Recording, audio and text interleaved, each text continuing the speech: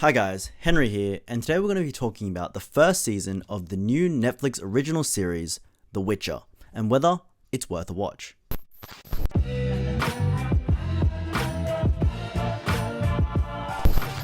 So, The Witcher is a fantasy series created by Lauren Hissrich, and it's adapted from the books by Andrzej Sapkowski, and stars Henry Cavill as Geralt of Rivia, the title character, The Witcher. He's a mutant with powers beyond that of a normal man.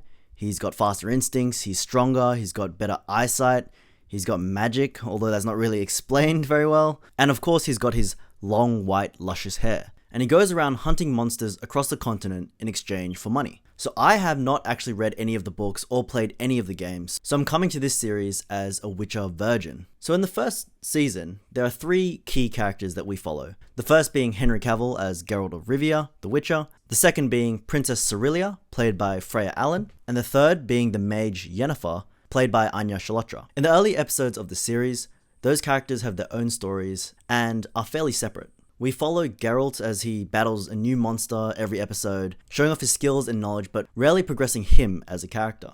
I think this storyline is more of a world-building tool, showing us what makes up this fantasy world, showing us what type of monsters are out there, and how they can be defeated. It's sort of setting up the rules for this universe, but it does little else other than that. Although Geralt does pick up a friend by the name of Jaskier, who is a bard and just sings songs, and he's fairly reliable for a good laugh. And the character of Geralt, the Witcher, he's a fairly cool character. He's the classic brooding and principled main character, that protagonist that you really want to root for.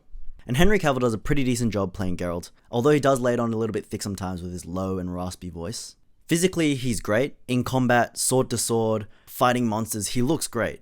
But other than that, the character isn't that complicated. He's gruff, he's got a code, and he's a good fighter. So there isn't much there for him to sink his teeth into, and because of that, there's not much to criticize. Meanwhile, when we're with Yennefer, we get an insight into her backstory, how she becomes a mage, and we get to see her complete growth from the beginning to being able to control her magical powers. But it does feel like a bit of a long-winded training montage.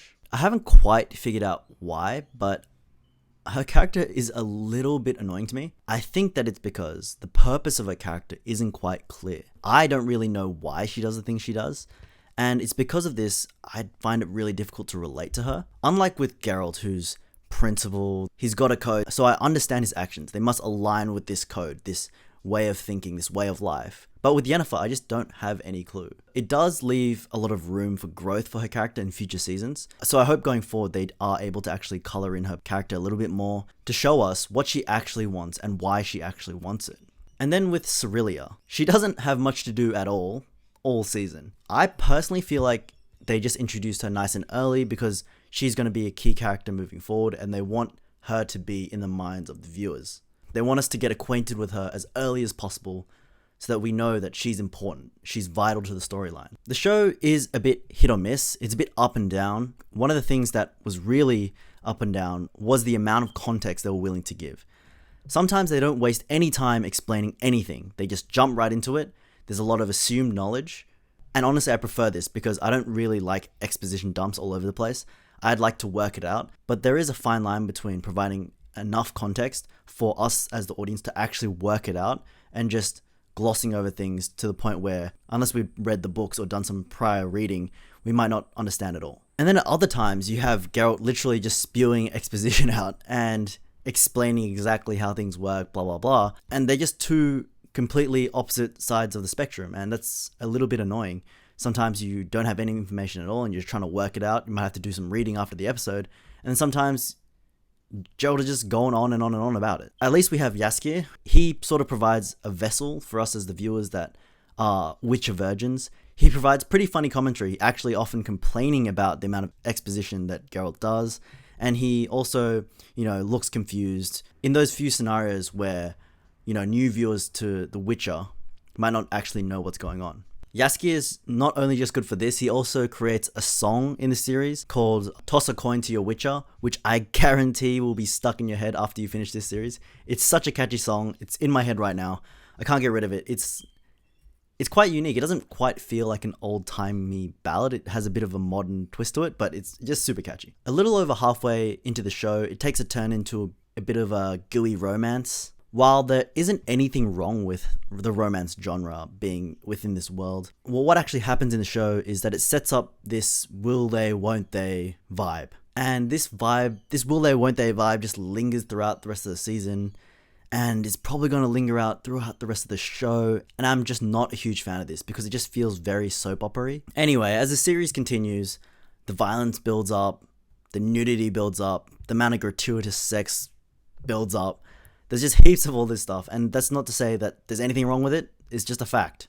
There's lots of it, so just be warned. I felt like I had to put it in this review somewhere, and yeah, here it is. While I do think the first season was a little bit shaky, I still think that by the end of the season, they've sort of found their footing. The characters and their plots have sort of converged, and it looks much clearer as to where these pieces fit in together. It took the whole of the first season, but I think they've set the table quite nicely, and going into the second season, it looks like they'll be going into more substantial story elements of the source material. The first season felt like a bit of an appetizer, just giving us little bits and pieces, little short stories here and there, sort of seeing what takes and what doesn't, setting up these characters, trying to build relationships between us, the viewers, and those characters, and building up that intrigue before the actual story really kicks off. Overall, this show is pretty decent. It does have its flaws, but I think because it has such great source material to rely upon and fall back on, the show going forward remains extremely intriguing. The lore and world building is vast and interesting, and throughout the whole first season, I just want to learn more about this world. I think that the fact that I do want to learn more is a good sign. They've done their job. They've reeled me in. So, is The Witcher Season 1 worth a watch? I've heard it bandied around before The Witcher came out. People were saying, oh, The Witcher's going to fill the void that Game of Thrones left. The Witcher is going to be the next Game of Thrones, blah, blah, blah. If you're hoping that this was the case, it's definitely not. Look, The Witcher is an interesting world to explore alongside Henry Cavill as Geralt, but as it currently stands, it doesn't have any of that political intrigue. The dialogue's nowhere near as sharp, and so far, the show hasn't really given us any substantial storyline or plot to really feel invested in. All we've gotten now is just the characters and the world. But if you like fantasies in general, then this show is most definitely worth a watch. And I'm really keen to see where it goes in future seasons. I do have to mention though that the show does have the unenviable task of having to toe the line between longtime Witcher fans and Witcher virgins like myself.